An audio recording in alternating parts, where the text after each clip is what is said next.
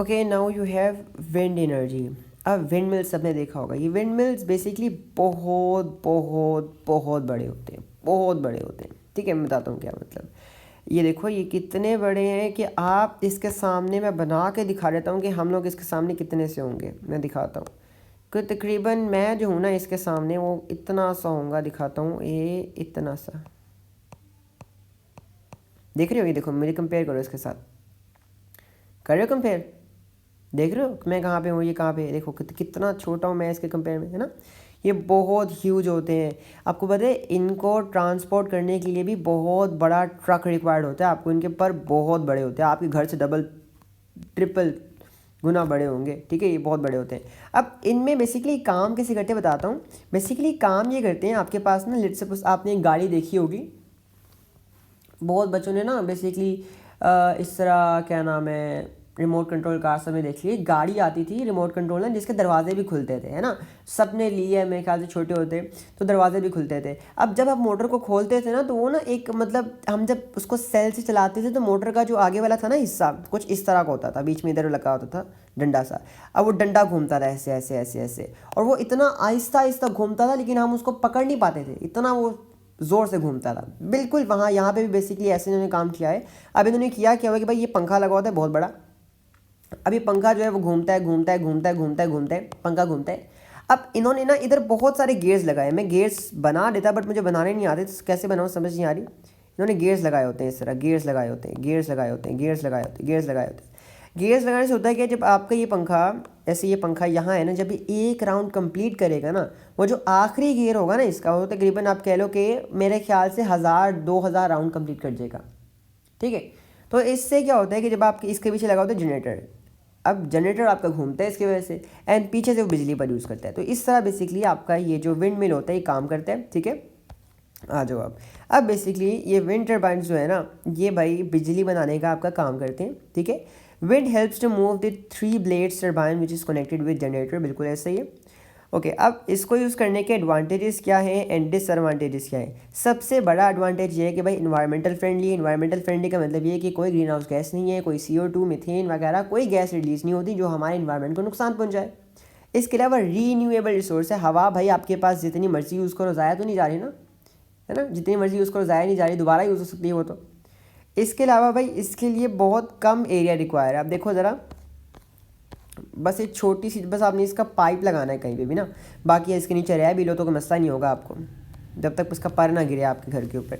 इसके अलावा running cost थोड़ी सी मतलब कह लो कि चीप है, लेकिन मेंटेनेंस कॉस्ट फिर भी ज़्यादा है। ठीक है, वही ना, मेंटेनेंस कॉस्ट का मतलब ये कि आए दिन जो खर्चे आए होते हैं इसके, अगर इसके अंदर मसला हो जाए ना, आपको पता है कैसे जाते हैं इसके अंदर, ये अंदर से होलो होता है, मतलब खोखला कह लो, खोखले का मतलब आए हो पता हो, तो अंदर सीढ़ियाँ लगी होती है गोल गोल गोल गोल, तो इसके ऊपर जाते जाते जाते हो, यहाँ पे जाके आप देखते हो क्या मसला आया है। अब बेसिकली अगर इसका पर में कोई मसला आ गया, यहाँ पे कोई मसला आ गया, तो बड़ा बड़ा खर्चा आता है, क्योंकि ये बहुत बड़े होते हैं, इनको करने के लिए बहुत स्किल्ड वर्कर चाहिए होते हैं और बहुत ज़्यादा चार्ज करते हैं वो लोग। ठीक है, इसके अलावा भाई आपके पास जो विंड प्रेशर है ना, उसके ऊपर डिपेंड करते हुए बहुत कम बिजली बनाते हैं ये। ठीक है, और इनको बनाना, भाई बनाना क्या, लगाना बड़ा मुश्किल, लगाना और बनाना बहुत ही महंगा है, क्योंकि इतने बड़े पर आप सोचो कि ले के जाके लगाना कितना मुश्किल और बड़ा काम है ना। और लाइक इतना प्रायोरिटी भी नहीं दी जाती, क्योंकि जितना पैसा हमने यहाँ लगाना है ना, उतना पैसा हम डैम पे लगाएं तो हमारे लिए ज़्यादा बेहतर है, क्योंकि बहुत एक्सपेंसिव है ये। या फिर हम थर्मल पावर सिस्टम बनाए, इससे अच्छा हम सोलर पैनल लगा लें, वो भी हमें ज़्यादा फ़ायदा देगा इससे। ठीक है, इसके अलावा भाई ब्लेड्स होते हैं, परिंदे आके मर सकते हैं इसके अंदर, तो ये भी बड़ा खतरा है। ठीक है ना, बायोगैस। अब बायोगैस क्या होती है ना, एक आपके पास होती है बायोगैस एंड एक आपके पास होती है बायोमैस। अब बायोगैस एंड बायोमैस में फ़र्क क्या है बताता हूँ मैं आपको। ठीक है, देखो यहाँ पे तो ओके, अब बायोगैस में क्या होता है कि भाई आपके पास ना काव डंग का सबको पता होगा, काव डंग। अब मैं चाहता नहीं कि मैं उर्दू में बोलूँ, लेकिन आई हैव, ताकि आपको समझ आते, गाय का गोबर सबको पता होगा, व्हाट्स दैट। ठीक है, जो गांव के लोगों को सबको अच्छी तरह पता होगा। सो बेसिकली होता है क्या कि फर्मेंटेशन एक प्रोसेस है जिसमें क्या होता है, काव डंग को ना, ठीक है, काव डंग को बेसिकली प्लांट वेस्ट नहीं, आपके काव डंग होता है। काव डंग जो होती है ना, इस प्रोसेस के अंदर एक गैस रिलीज़ करती है, गैस। ठीक है, एक गैस रिलीज़ करती है, एंड उस गैस का नाम होता है मीथेन। ठीक है, मीथेन होता है। और ये मीथेन जो होती है ना बेसिकली ये आपके पास होती है एक फ्लेमेबल गैस, मतलब ये किससे आपका चूल्हा जल सकता है, ठीक है। तो इस गैस का यूज़ करके ना बेसिकली आप बहुत सारे काम कर सकते हो, आप खाना पका सकते हो, आप हीटिंग कर सकते हो, इवन आप इस गैस का यूज़ करके थर्मल पावर स्टेशन को जला सकते हो। थर्मल पावर स्टेशन में जब आप बॉयलर में जलाओगे तो वहाँ पे बिजली प्रोड्यूस होगी, तो इससे इंडायरेक्टली बिजली भी बना सकते हैं हम लोग, सही है। अब इसको यूज़ करने के एडवांटेजेस एंड डिसएडवांटेजेस क्या है कि भाई बहुत चीप है, क्योंकि गाय का गोबर आपको पता है हर जगह आपको मिल जाता है। इसके अलावा डिस्पोजेबल और वेस्ट आसान है, बस आप इसको ज़मीन से डंप कर दो, ठीक है, वो भी आपके लिए आसान हो जाएगा। इसके अलावा आपको कोई बड़ी बड़ी लैंड ओनरशिप नहीं चाहिए, गायें तो चराते रहते हैं हम लोग, जहाँ वो करें आप उठा लो, संभाल लो। अच्छा, ऐसी बात नहीं है कि आप गांव जाओ ना, आप देखोगे जो बड़े बड़े जो मैदान होते हैं लोगों ने उसमें बहुत सारा बड़ी क्वांटिटी में इसको फैलाया होता है सुखाने के लिए, क्योंकि ये एज अ फर्टिलाइज़र भी यूज़ होता है।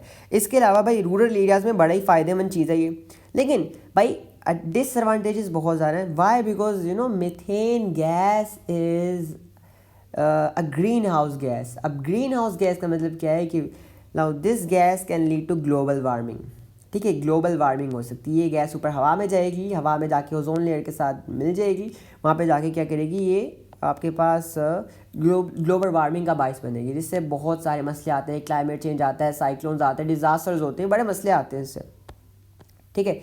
इसके अलावा भाई आपके पास काउ डंग जो है ना, it is use as a natural fertiliser as well. तो जब आप इसको आप बिजली बनाने के लिए यूज़ करोगे, दूसरे काम के लिए यूज़ करोगे, तो क्या होगा, फर्टिलाइजर की कमी हो जाएगी, उससे प्लांट्स की प्रोडक्शन कम होगी। प्लांट्स की प्रोडक्शन कम होगी तो भाई मुल्क के जो ज़रूरतें हैं वो पूरी नहीं होंगी, जो प्रोडक्शन की डिमांड देने से हमारे let's suppose 600 million ton wheat चाहिए था, लेकिन आपके पास फर्टिलाइजर नहीं थे तो 500 मिलियन टन बना, तो उससे क्या हुआ, आपके पास प्रोडक्शन कम हुई एंड क्या होगा, जो डिमांड्स हम पूरी नहीं होंगी, ठीक है। अच्छा, इसके अलावा आप कह लो कि भाई लार्ज स्केल पर सूटेबल नहीं, क्योंकि बहुत सारा काऊ डंग का यूज़ करने के बाद भी बहुत थोड़ी गैस बनती है।